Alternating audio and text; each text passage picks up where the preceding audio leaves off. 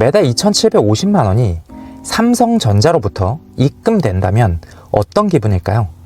그리고 더 놀라운 사실은 이 돈이 내가 직접 일해서 번 것이 아니라 내가 가진 자산이 만들어낸 수익이라는 점입니다.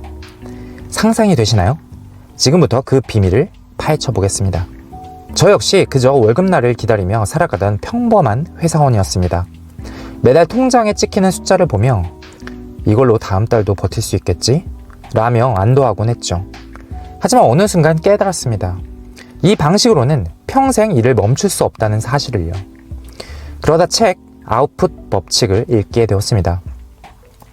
책의 저자인 램군은 매달 2,750만 원이 삼성전자로부터 꼬박꼬박 입금된다고 했습니다.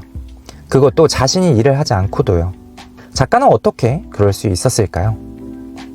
대부분의 사람들은 소비자로 살아갑니다. 평생 열심히 일해서 번 돈을 다시 소비하는 데 사용하죠. 월급이 들어오면 생활비, 대출, 카드값으로 순식간에 사라집니다. 남는 돈은 거의 없죠. 이렇게 사는 것이 당연하다고 생각하던 저에게 책에서 그는 이렇게 말합니다. 소비자가 아니라 생산자가 되어야 한다. 그래야 돈이 당신을 위해 일하게 만들 수 있다. 이 말을 듣고 저는 큰 충격을 받았습니다. 우리는 평생 열심히 일하지만 진짜 부를 축적하는 사람들은 자산을 통해 돈을 벌고 있었던 거죠. 그들은 생산자, 즉 돈을 만들어내는 구조의 주인이었습니다. 아웃풋 법칙의 저자 램군이 말한 핵심은 아웃풋 법칙이었습니다. 단순히 돈을 버는 것이 아니라 세상에 무언가를 만들어내는 사람이 되는 것입니다. 그의 블로그는 매달 수십만 명이 방문했고 그 방문자들이 클릭하는 광고 수익만으로도 엄청난 돈이 들어왔습니다. 그는 이렇게 설명합니다. 나는 블로그에 검색해서 찾을 수 없는 내용을 올린다. 그리고 특정한 한 사람을 만족시키겠다는 마음으로 글을 쓴다. 그러다 보니 자연스럽게 사람들이 모였고 그들이 내 콘텐츠를 소비하기 시작했다. 그가 말한 두 가지 원칙은 매우 간단했습니다.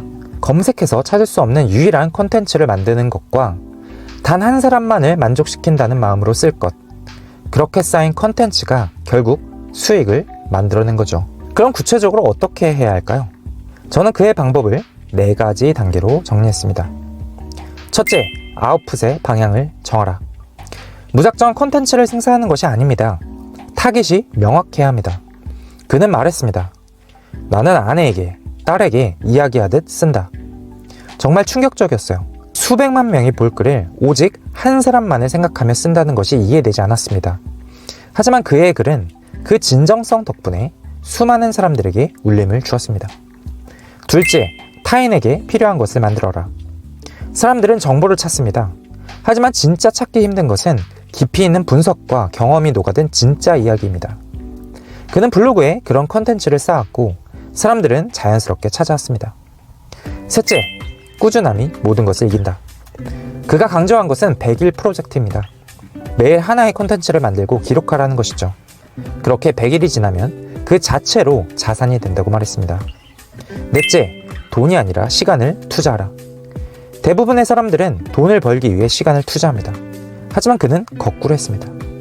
시간을 투자해 아웃풋을 만들었고 그것이 결국 돈을 벌어다 주었습니다. 경쟁하지 않고도 존재감을 만들 수 있는 방법, 바로 넘버원이 아닌 올리원이 되는 것입니다. 경쟁자와 비교하지 않고 자신의 강점을 최대치로 살리는 전략이었죠. 타인을 도우며 자신의 전문성을 확립하는 것입니다.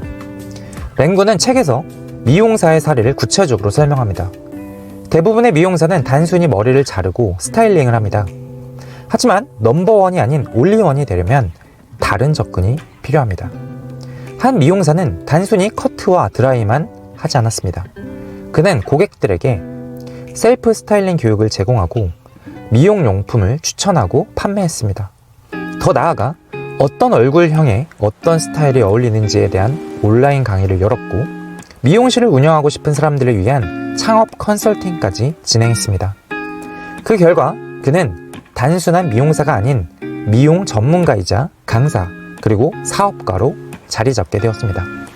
이렇게 자신만의 영역을 개척하니 경쟁은 자연스럽게 사라지고 사람들은 그를 찾기 시작했습니다. 그는 늘 강조했습니다. 먼저 주라. 그리고 오랫동안 기다려라. 타인을 도울 수 있는 콘텐츠를 먼저 만들고 그 가치를 나누는 것이야말로 진정한 성장의 시작이라고 했습니다. 초기에는 아무런 보상이 없을 수 있지만 그 시간들이 쌓이면 결국 배가 되어 돌아온다는 것입니다. 여러분, 오늘부터 블로그나 SNS에 메시지를 기록해보세요. 단 한 사람만을 위한 글을 써보세요. 검색해도 나오지 않는 유일한 정보를 제공해보세요. 100일 동안 매일 기록하며 성장 과정을 공유해보세요.